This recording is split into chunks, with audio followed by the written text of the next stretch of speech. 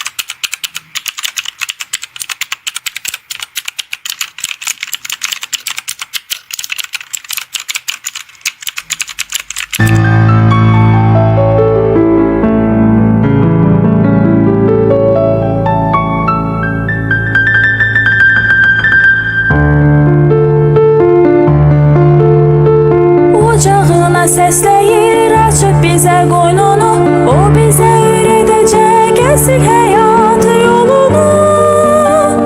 O doğmadır, əzizdir, ana yataydı məktəb, elm bilik ocağı, bilur saraydı məktəb. Ocağına səsləyir, açıb bizə qoynunu, o bizə öyrədəcək əsl həyat yolunu. O doğmadır, əzizdir, ana yataydı məktəb, elm bilik ocağı, bilur saraydı məktəb.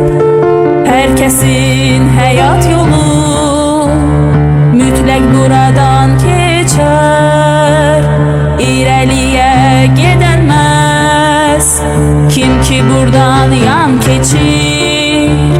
Zirvələrə səsləyən haraydı haydı məktəb, zülmətlərə nur saçan günəşli aydır məktəb. Sevincimiz aşır daşır bu bilik bayramında, açıq səma nurlu həyat, gözəl günlər, şənlik bir saat, gözləyin yine de bizi, doğma əziz məktəbimiz.